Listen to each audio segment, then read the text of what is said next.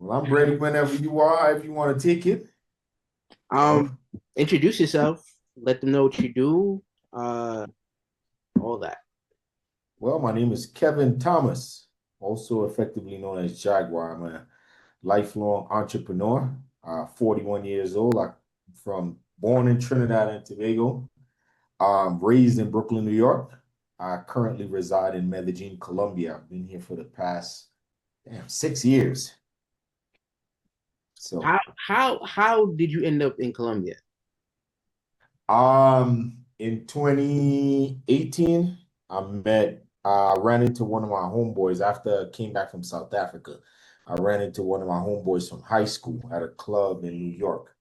And I was telling him that I was looking to head back out to South Africa for a second trip. And he was like, yo, you gotta check out Medellin, Colombia, man. It's like, I don't speak Spanish, Pablo Escobar, cocaine, kidnapping, and danger. I'm good on that. But I ended up going back to South Africa and then coming back to New York again, ran into him again. He's like, bro, I'm telling you, man, you gotta come out to Medellin, man. So I was just like in that moment in time where I just wanted to explore new places and spaces. So I booked the ticket. He was supposed to go down with me. And then I think like 3 or 4 days before, we were supposed to go down on the same flight. Told me like, yo, he didn't get the time from work. He's gonna come, but it won't be till like later on in the night or something like that. So he plugged me into a few people here. And, that was my first like, trip out here. It was like 2018, I think like April or something like that, if I remember correctly. And yeah, it was dope. I know you, so this is not even weird for you. Like this is something that you would do. You would go visit Oh, somewhere and completely turn it into something that nobody else would. How yeah. how how do you continuously do that? Because I know at one point you was here, and I know you was living in Mhm. Trinidad for a little while, and you kind Yeah, of I went back to got bored Trinidad for with that. 5 years. Right. Got bored with that, came back, and then Hmm. then we were like, then all of a sudden we were doing a going away party for you, and I was like, Yeah. how does where does the bravery come from? How do you how do you move just so freely, like no fear at all? Um, I think for me, bravery is more so is not a lack of fear, but is not allowing fear to make decisions. I don't allow being afraid to not make me do things that I want to do. I think a bigger part of that though is, my belief in God and knowing that He's never going to lead me wrong. He's always going to, you know, keep me safe and sound. So that's like my foundation. It's rooted in God. And for me, when you really like understand life, that in life, like life isn't promised today or tomorrow, I could be gone. So, why would I allow fear to stop me from doing something that I want to do? I tell people this a lot of times, like even when I speak to younger people or people my age that a lot of times ask me questions like, what's my motivation? Death is my motivation to live, knowing that I'm going to die at some point in time in this journey, and nor do I have the control over when or how it'll happen. It gives me that freedom to live because I understand I'm on borrowed time. So why would I allow anything this or tiptoe around life? So for me, bravery comes from trusting in God and trusting myself and knowing that tomorrow isn't guaranteed. So might as well make this journey that we're gonna have here a good adventure, give you some good stories to tell. You know what I'm saying? That is a fact. Yeah, I don't know anything that you haven't like. Yeah, that slogan that you like to say, out there without fear, is definitely is the Yeah. blueprint of your whole life. So you don't get homesick. You don't miss. I mean, you're not missing anything, but at the same time, this Brooklyn, Trinidad is where the family is where the culture is. I don't know how Medellin is Caribbean culture Mhm. wise, but Um, well, Caribbean culture wise, it doesn't exist here. In terms of homesick, it rarely ever happens. I think more so I miss my mom, family, brothers, couple friends, I miss that from time to time, but I wouldn't say that I get homesick to say like, I'm here like damn, I miss New York. Like I'd be lying if I told you that that transpires. It's not. And then I know excuse me, being here is my choice. I didn't burn my passport. You know what I'm saying? I could, at any moment in time, I could get on a flight and come back to the States or come back to New York or whatever. So it's not like I'm stuck somewhere that I don't want to be, you know what I'm saying? Right. So, you know, anytime like it does happen, if I do think about, home per se, I just ground myself in what my purpose is, what the mission that I'm on. I stay close to, I have a lot of great people here, you know what I'm saying? So, um, and that kind of keeps me rooted and keep me grounded, you know? All right. You said you're Yeah. a serial entrepreneur. What are some of the things that you dabbled in before you dabbled in what you are in now? And we'll get to that soon. Done a little bit of everything, man. I Done a little know. bit of everything. I know. From throwing parties, obviously younger coming up, through a lot of parties. I've sold T-shirts. When I moved to back to Trinidad, I had a clothing store there that went well. I had that for like 5 years. I've just always known how to make money, and I've just always, whatever comes to my mind or to my heart to pursue, I just have a delusional belief that I could do it. So I'm gonna try to, execute on whatever it is. I try to do things that I'm passionate about. But mainly I've, it's been DJing, doing parties, and dabbling before a lot into like the clothing and things of that nature. Like those were like my passion, the things that I was super passionate about. Those are like the projects. Yeah, And your current business is completely different from everything that anything that totally I've different. done. Yeah, Um, how did you yeah. start it? Where did the idea come from? What sparked it? And how does somebody that's not born in the country, let alone the area, get into that market and also have people embrace them? Because sometimes you go away and they be like, "Oh, the Yeah, American, we got bad stigmas when it comes to where we came yeah. from." So how did they accept you? One and two, Mhm. how did that process go about?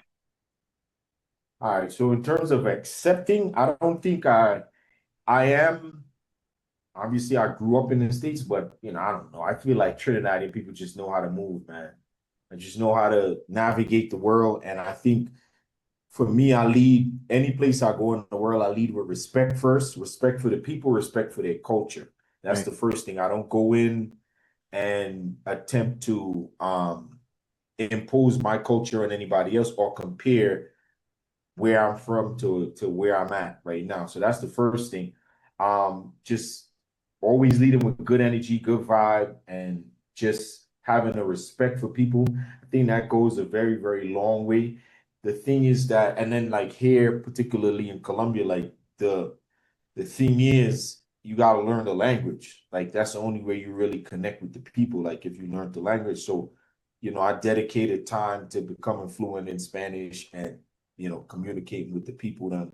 And that's something that they respect you for, because you've taken the time to, learn to speak to them and speak to their language. So Right. I never really had an issue here with people accepting me or anything like that, nor did I ever come here thinking that I wouldn't be accepted. Those thoughts really and truly don't cross my mind. Like I didn't come here like, damn, I wonder if how they're gonna receive me as an American. It's like, place is cool. I'm a cool dude. I've always been good at attracting the right people, and here is no different. It's just another spot on the map. That's all. The original plan wasn't to go down there and start a business though, right? What was how did you end up not there, but how did you end up visiting and permanently saying this is some place that I want to be permanently? So after my second trip here in 2018, um, I came for my birthday, so I was on the balcony of my Airbnb at that point in time. And I was just kind of looking out at the city because Medellin is in a valley. So where I was staying is in an area called El Poblado. El Poblado is like on the hill, so you kind of looking down into the city. And just for me, like typical me fashion, I was looking at the apartments, and I was like, all those people that live in those apartments have blood running through them just like me. Like, why can't I live here? Why can't I live in something like this? Why can't I move here. And I went back to the States with that mentality. I had set a time frame. I didn't tell anybody because oftentimes, sometimes when you tell people your vision or your dreams too early, you could allow their, you know what I'm saying, perspective to sway what it is that you want to do, you know, because people oftentimes can't see the vision, so they'll project their fear onto you, you know, and depending on what value you give that person's opinion could sway you either left or right, you know. So um once after that trip, I had already made up my mind that I was gonna move, like I was gonna spend like the next 6 months or so stacking my money to get out of Dodge. And like, you know, I think I started telling people maybe like a month out, you know, because I had already made up my mind at that point in time, you know. So that's what it was to me. It was just like, you know, I came here, I like the quality, I like the weather, especially is what kind of grabbed me here because Sure, it's yeah, not I'm from New 25 York. degrees. I Yeah, sh- I never, even when I moved from Trinidad, I never saw myself staying in New York long term. You know what I'm saying? So it like, you know, a lot of times people ask me like, was it a difficult decision to leave? It really wasn't. It was but not. I know that before Medellin, you were like you said, you went to Africa and stuff. Like, why Yeah. not Africa or Cape Town, I went to Cape Town, South Africa first. right? And I love Cape Town, South Africa. That's one of my favorite cities. But Cape Town has four seasons, just like the United States. So it gets cold there as well, too. And I try to stay away from the cold at all costs. And then the next thing is Cape Town is depending on how you choose to get there, that could be either anywhere from 15 to 21 hours flying, you know. So that's the next thing, you know. But I could see myself at some point, who knows, getting an apartment out there and vacationing out there. But Cape Town is one of my favorite cities as Okay. well too. Um, explain your Mhm. app. Explain how it works. Explain how it started and where it started from. All right, so the current project that I've been focused on for over the past 5 years is a project called Mimesa, which means my table. It's a reservation and hospitality platform. So this started during the pandemic. So originally, when I to answer what you were talking about earlier, when I first came here, I came here with the idea of doing parties and promoting Caribbean culture here and doing events. So before the pandemic, we did two successful events here, and then came COVID, and then everything got shut down. So it was just like, okay, well, that was the initial plan. Like, what are you gonna do now? You know? So I was forced to make a pivot.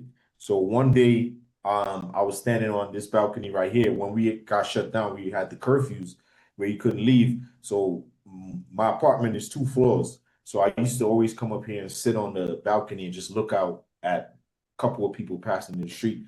And then I started thinking to myself, I was like, you know, I know a lot of things is about to change here in terms of like here, the culture people love going out. They love going out to eat. They love partying. I kind of say Medellin is like a Spanish version of Trinidad, like before Trinidad got as crazy as it is now, you know what I'm saying, Right. in terms of like violence. But people like love to go out. So I'm like, you know, I'm like, damn, things are gonna change here. I wonder, I was like, I just started asking, I was like, I wonder if they got open table here. Like for people to make reservations. I just knew that that was the direction things were gonna have to go in. But the open table didn't have a presence here yet. So then I called up one of my homeboy that lived here the longest. I was like, yo, you ever heard of like any kind of reservation platform here? Like if you want to go some spot. He was like, nah, I never like seen anything like that. Like usually you go through WhatsApp or you gotta go to the place or whatever. So then I started calling a few other people, asking them. Everyone was like, nah.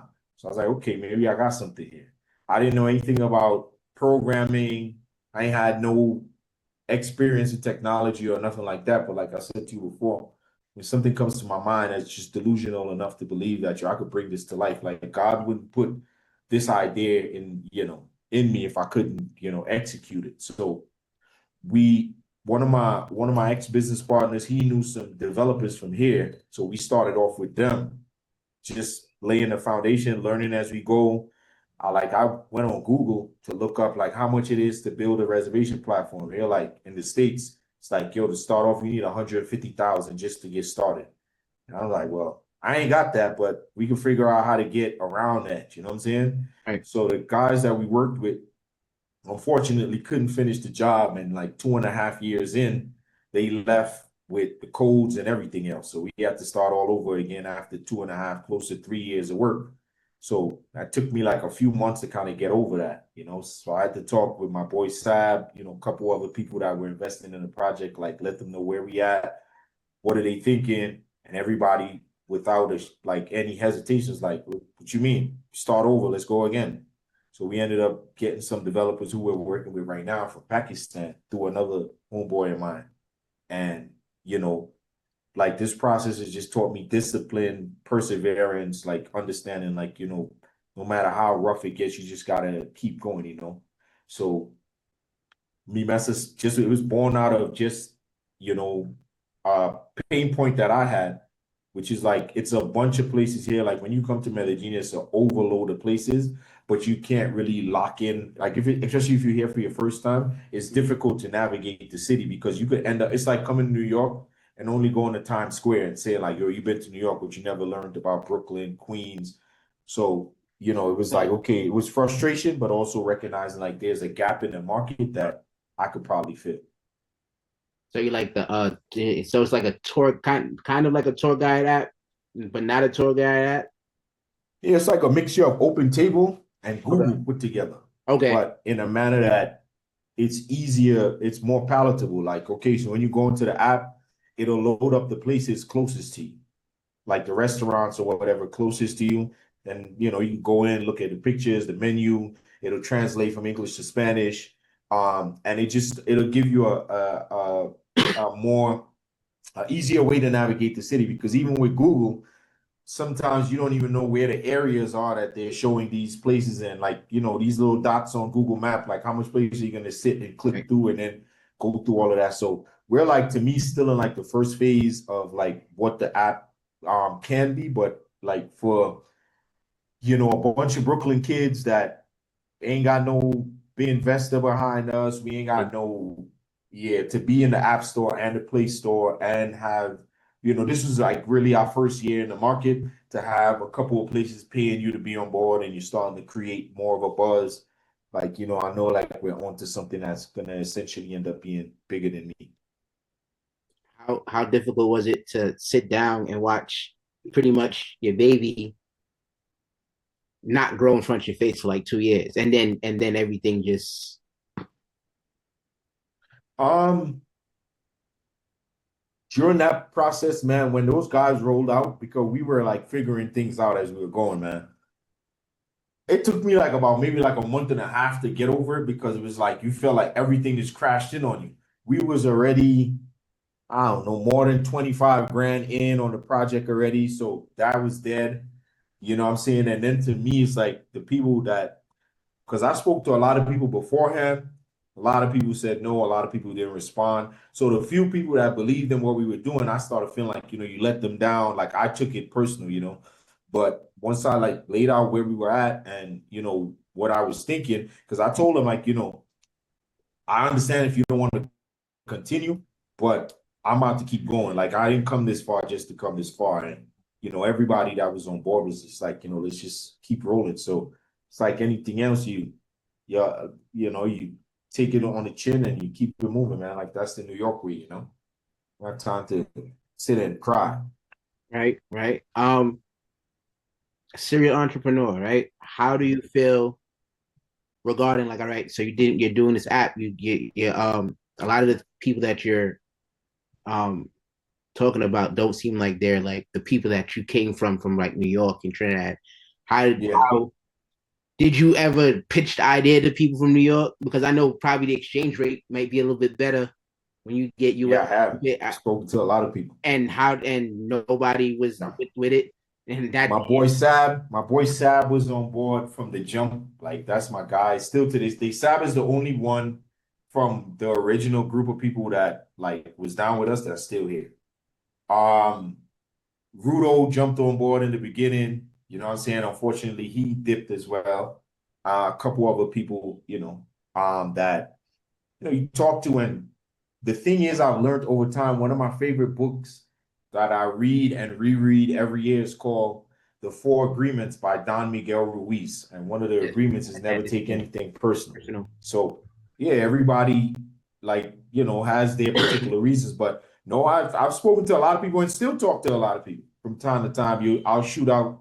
Like, yo, because we up to this point, we've never received any like like outside funding per se, like an investor coming in and investing in us. It's all been what they'll call bootstrapping. You pull from here to fill in this space. You take your rob Peter to pay Paul. Yeah, You exactly. and Right, you know right. you, but fortunately, you know, we've done a lot of great work, man, for like not having a structure in terms of like having that back end. Like it's the one thing I could look at myself and say, like, I'm super proud of where we are. And we trust me when I tell you, we'll sit down again. We're just getting started because 26 is gonna be something to write about. If you got that backing, would you take it though? Because sometimes you get people come in and they throw the cash at you, but it changes the energy, it changes the way that Yeah. everything is going. And sometimes I tell people all the time, money is not always the way to go. Sometimes your peace of Yeah. mind is way more important. So for me, all money ain't good money, but in the business and the field that we're in, you need at some point you're gonna need some type of capital to get you to surpass because now there's competitors in the space who have a bigger bank than you, who actually are now eating up pieces of the market because they have the guns. You gotta now we're like snipers at this point in time. I gotta pick my target, pick who I'm gonna, take out at this point in time Right. because you're not in a position to go to war with them financially. So I'm not gonna say that I would turn it down, but I'm also very cautious about who it is you let into and in what manner that you let them into. Because there's people that invest as to be a silent partner. You get what I'm saying? Those be the But loud ones. now, yeah, but now people are starting to knock the door because now they're seeing like, okay, you're making noise now. So now we're a little bit like, as I said, we got a lot of different things coming up in the upcoming years. So, I have to do like Fat Joe. Yesterday's price is not today's price, because we've Agreed. taken Agreed. a long time to get to this point. Agreed. We grew up Yeah. in an era and a culture that didn't too much talk about mental health. You weren't allowed to be depressed. Depression was seen as laziness and all that extra stuff. How do you Mhm. how do you how do you balance 2 years of work, a loss, being out of Mhm. living in another country, missing your moms? How does all that? Mhm. How do you keep yourself grounded? Because I know it's hard. Yeah, for me, before anything else, you be honest with yourself. So I check in with myself daily. Like, you know what I'm saying? Like I'm always checking in on myself. Like my day normally starts between 3 and 3:30 in the morning. I get up, write, meditate, I plan out my day because that to me is like the quietest time of the day. You catch what I'm saying for me to gather my thoughts. Then the next thing for me is like I protect my energy at all costs, man. I'm very intentional about who gets close to me, what type of, what I'm saying, relationship you have with each person that interacts with me. And then if I'm having a bad day, because I'm a human being, I allow myself to feel that. I don't live in any emotion for too long. So if I'm sad, I'll cry. If I feel angry, I'll talk to either myself, I'll write it down, talk to my mom or, my brother or Sab or somebody. I'll express myself. I've become very good at just expressing myself and then letting whatever that emotion is go. I try not to, especially, okay, let's just say, for instance, I have a bad day today. I'm not necessarily going to repeat that story tomorrow, the day after, 2 weeks from now. Remember last week when it pissed me off? Because then you kind of repeat that emotional pattern over and over again. But I don't subscribe to the typical, a man is not supposed to cry. You ain't supposed to. If I feel like crying, there's some days I'm frustrated as hell, I cry. If I'm happy, I allow myself to feel that. But for me, it's like you can't, I understand at the end of the day, like, you can't ignore your emotions. God gave you emotions for a reason. You know what I'm saying? So for me, I always make sure that internally I'm doing good. And then, what I'm saying, that oftentimes reflects in the external. You know what I'm saying? Because a lot of people that are close to me sometimes will ask, like, yo, my mom would be like, yo, like, how do you manage all of these things that you got going on and not explode? Because there's days that it's just a bad day, man. A lot of things is just not happening, but that's not your fault. That's not my mother's fault. So I'm not gonna bring that energy or attention to them. And if there's days like she'll tell you that, people close to me will tell you that. If there's days that I really just feel overwhelmed, I unplug, go to nature, go to the river, go somewhere and sit, and I allow myself to, navigate my feelings that way as well too. I hope that answers the question. You said you protect your energy, right? As of late, Yeah, as of lately, you've been on social media a little bit more. yeah, So just like bigging up the people who's like you said, been there from day one, people who yeah. been detrimental to Hmm. the growth of the app and everything.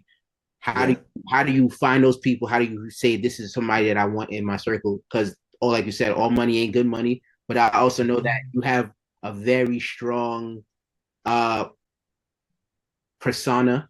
People are Hmm. naturally drawn to you, Hmm. which can be a blessing and a curse at the same time. So how do you Hmm. weed those people out that you like, all right, this might be just a cash cow, or this is somebody Hmm. that sees longevity, this is good energy, this is somebody that I can stand to be around me, especially in a enclosed space. All right. Before we go, Zoom is saying we have 10 minutes on our free call. No problem, no problem, no problem. I have Do like we two more flip it? questions anyway. No, no, no. If you want, we could flip. If it cuts out, we'll start another one or something. All right, no problem. So yeah, yeah. In terms of that, for me, um, with energy, I believe to me, like I'm a big believer in energy, right? So people show you who they are, especially here in Colombia, they show you who they are very early. I've learned over time is don't try to paint over the red flags. If you see red flags in somebody, don't try to convince yourself that there's something else when they're showing you who they are. So for me, spiritually, it's like I believe that God always brings the right people, and He's always brought the right people, and then removed the people that are no longer, you know, part of the mission or whatever.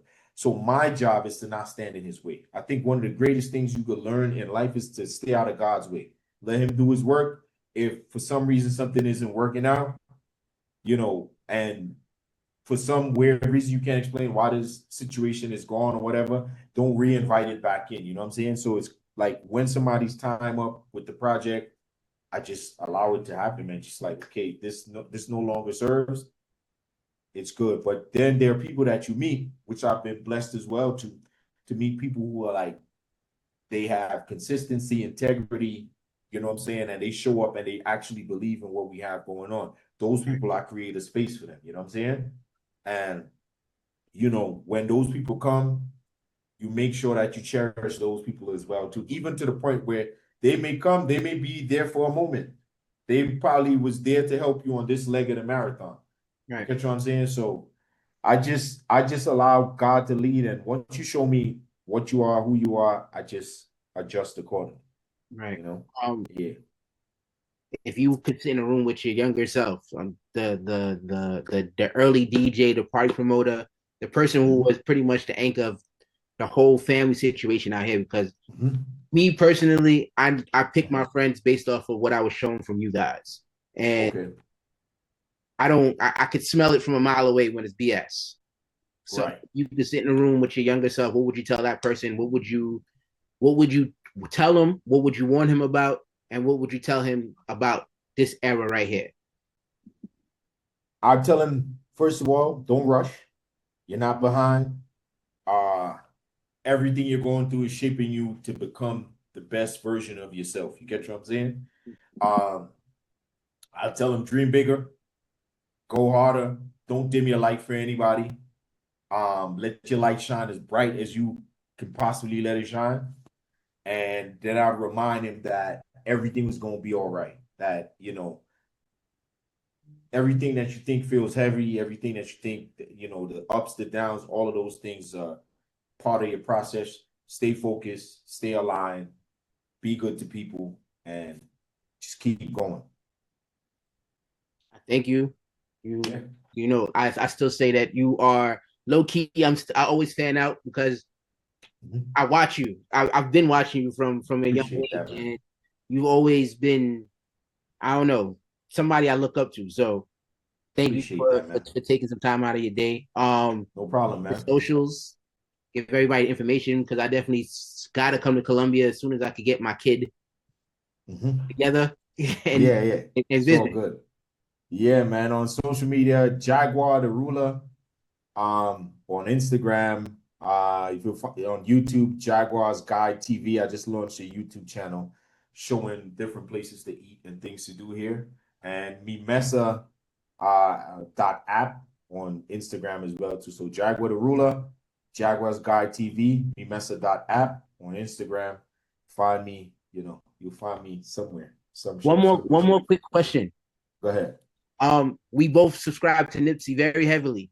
Oh yeah, that's my What does guy. his ideologies and thought process? What does it mean to you? Why does it mean so much to you? And how does it help you navigate through the process of your entrepreneurship? I think what grabbed me is Nipsey's mindset. He to me he taught long term. He understood ownership, community, and to me he built a lot of systems. You know what I'm saying? So for me, the mindset, Nipsey's mindset is aligned with how I move. I move steady, intentional, and I'm very disciplined. So to me, it's always about the marathon. Everything I'm on, it's like a long term process. I'm thinking so. Um, and not everybody's gonna see your vision early, you know. So I've lost a lot of people in terms of like, friendships, people in general, Right, along the way, but I don't take it personal. I stick to the job, trust in God, and I believe again, delusionally that I could accomplish anything I put my mind to, you know what I'm saying? So for me, Nipsey's music, him as a person is that thing that on my rough days I could listen to, Crenshaw mixtape. You catch what I'm right, saying? I could listen to dedication and that'll keep me rolling. Like it's one of those people. I got a big poster of Nipsey in my house as soon as you walk in, So that's one of the people that let you know that this is not a sprint because oftentimes our people think only in the short term. We run in a marathon, and what I'm doing right now is clearing a path for the next person that look like me in the technology space because there a lot of rooms that I go into, there's nobody that looks like me at all, and you got to go in there with confidence like you belong. right, right. Yeah. All right. Appreciate you again, bro. I appreciate you, man. Thanks for taking the time. Thanks for the question. No And I problem. hope this helps somebody along the way. I agree.